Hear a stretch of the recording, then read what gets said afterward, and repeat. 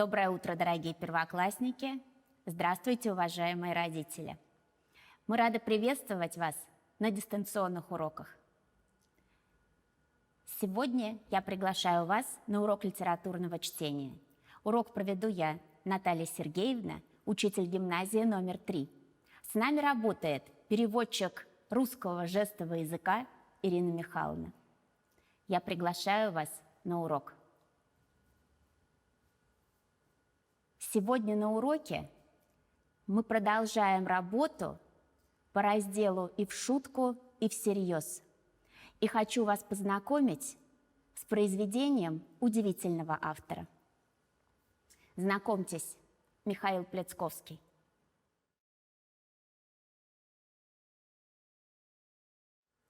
Михаил Спартакович Плецковский писал прозу, был поэтом-песенником. Писал тексты песен для детей и взрослых. Каждый из вас наверняка знает песню «Улыбка» из мультипликационного фильма «Крошка-енот». А мы сегодня с вами познакомимся с произведением Михаила Плецковского, которое называется «Помощник». Итак, скажите, пожалуйста, как вы думаете, о чем пойдет речь в этом произведении? Скорее всего, кто-то кому-то будет помогать, совершенно верно. Посмотрите на иллюстрацию. На ней вы видите героев произведения. Узнали их?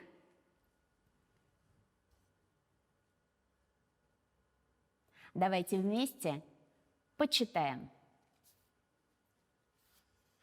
Помощник. «Помоги мне, ослик, дом построить», — попросил кролик-кочерышка. «Вместе работать и быстрей, и веселей». «Я тебе в другой раз помогу, а сейчас у меня голова болит», — ответил, притворно вздыхая, ослик по имени Алфавит, которому почему-то изо всех букв нравилось всего 2. И он все время повторял поэтому «и-а, и-а, и-а». Ничего не сказав больше, кролик принялся за дело. Надел он передник и рукавицы, и давай из кирпичей стены класть. А на обед ему крольчиха супу наварила, вкусного, душистого, аппетитного. Учуял ослик запах супа, даже слюнки у него потекли. Пришел он к своему приятелю-кролику и говорит: «Помнишь, кочерышка, я тебе обещал, что в другой раз помогу?» «Помню. Вот я и пришел, чтобы помочь тебе суп есть. Вместе-то с ним мы живо управимся». «Спасибо за помощь», — сказал кролик. «Только я сейчас и без тебя обойдусь». Улыбнулись? Веселое произведение. Возможно, кто-то из вас хочет спросить, что обозначают данные слова. Давайте вместе разберемся. Учуял, почувствовал, уловил чутьем. Притворно вздыхая, обманывая. Передник, фартук. Живо управимся, быстро справимся. Вот так растолковал нам эти слова небольшой школьный толковый словарь. Посмотрим внимательно на наших героев. Поищем ответы в тексте. Как кролик обосновал свою просьбу о помощи? Предлагаю вместе прочесть этот отрывок. «Помоги мне, ослик, дом построить», — попросил кролик-кочерышка. «Вместе работать и быстрей, и веселей». Согласны вы с таким обоснованием? Я тоже. Любое дело лучше сделать вместе. Кролик попросил ослика о помощи в постройке дома, но Алфавит отказался. Почему? Послушайте, я прочту вам этот отрывок. «Я тебе в другой раз помогу. А сейчас у меня голова болит, ответил притворно вздыхая ослик по имени Алфавит, которому почему-то из всех букв нравились всего две, и он все время повторял поэтому и-а, и-а, и-а. Действительно ли ослик был нездоров? Ослик лукавил. А почему? Конечно, вы догадались, ему просто не хотелось трудиться. А признаться в том, что ему это хочется, он не собирался. Продолжаем чтение. Ничего не сказав больше, кролик принялся за дело. Надел он передник и рукавицы, и давай из кирпичей стены класть. А на обед ему крольчиха супу наварила, вкусного, душистого, аппетитного. Учуял ослик запах супа, даже слюнки у него потекли. Пришел он к своему приятелю-кролику и говорит: «Помнишь, Кочерышка, я тебе обещал, что в другой раз помогу?» «Помню. Вот я и пришел, чтобы помочь тебе суп есть. Вместе-то мы с ним живо управимся». «Спасибо за помощь», — сказал кролик. «Только я сейчас и без тебя обойдусь». Скажите, пожалуйста, мы с вами прочитали произведение. Это рассказ или сказка? Верно, это сказка. Веселая сказка, которую написал Плецковский. Скажите, пожалуйста, а кролик, если бы его попросил ослик, помог бы? Наверное, помог бы. И помог бы с удовольствием.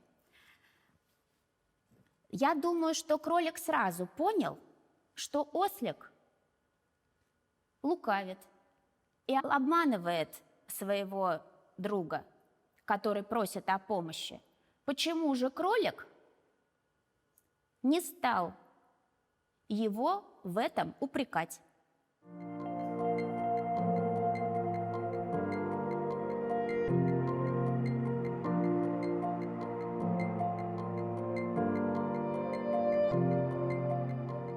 Порассуждали? Сумел ли кролик проучить ослика, который обманывал? Как он это сделал?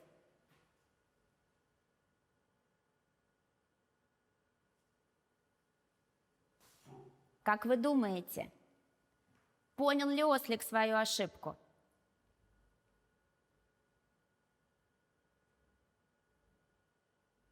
Думаю, что понял. Итак, друзья мои, а сейчас я предлагаю вам потренироваться в пересказе. Эта веселая сказка поможет нам в этом деле. Я составила план, разделив текст на 4 части. Посмотрите на экран. Части плана переставлены местами. Давайте сначала восстановим. Для этого возьмите блокнот и расставьте номера в нужной последовательности. Итак, что было сначала, а что потом? Ослик отказался, притворившись больным, и сказал, что поможет в другой раз. Кролик строит дом и просит помощи у ослика. Ослик учуял аромат и прибежал помочь кролику съесть обед, но тот не нуждался в такой помощи. Кролик стал работать сам, и крольчиха на обед приготовила ему душистый суп.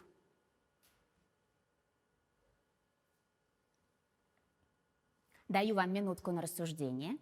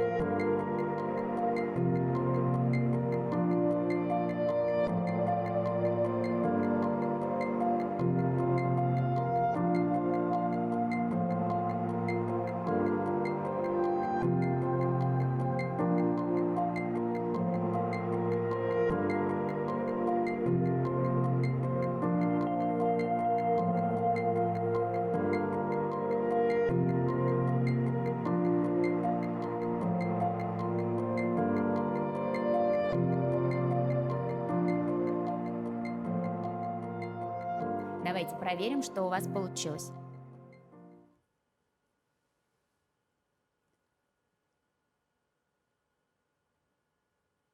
Итак, мы с вами восстановили части плана, и теперь попробуем пересказать каждую часть отдельно. Сначала мы будем читать название первой части, а вы попробуете пересказать эту сказку. А для того, чтобы вам было удобнее, снизу на экране даны опорные слова. Давайте сначала их прочтем. Помоги строить дом, голова болит, притворно, принялся за дело, супу наварила, учуял запах, помочь суп есть, спасибо за помощь, обойдусь. Вы можете использовать эти опорные слова во время своего пересказа. Итак, давайте пробовать. Кролик строит дом и просит помощи у ослика. Расскажите своими словами этот отрывок.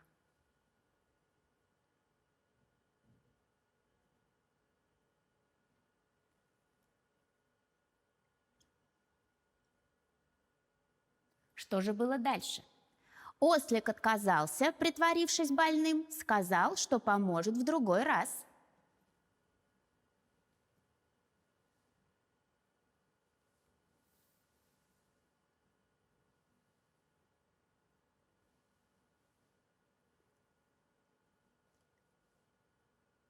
Что же было дальше? Кролик стал работать сам, а крольчиха на обед приготовила ему душистый суп.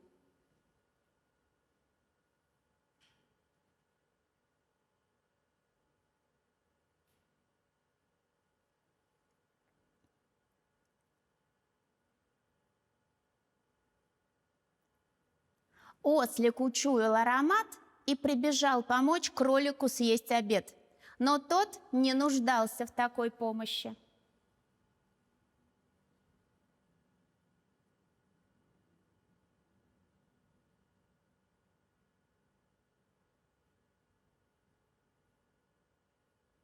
Ну что ж, я думаю, у вас получилось.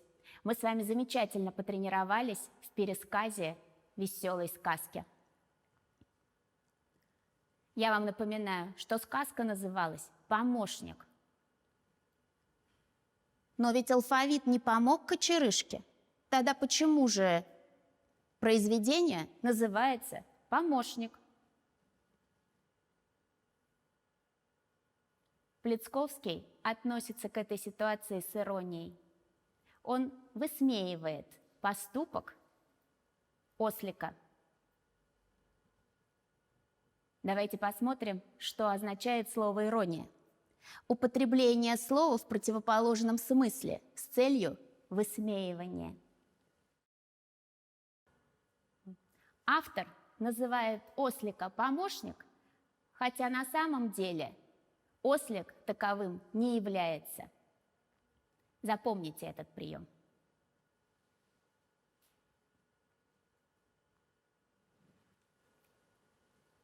Ну что ж, друзья, наш урок чтения подходит к концу. Я рекомендую вам прочесть эту сказку еще раз и рассказать своим младшим братишкам и сестренкам эту сказку. Не забудьте, что в этой сказке есть мораль. Отзывайтесь на помощь своих друзей. А если так случится, что вам надо будет отказать в просьбе, делайте это честно. Ну что ж, друзья, звенит звонок. Для вас объявляется переменка, и мы с вами встретимся на уроке русского языка.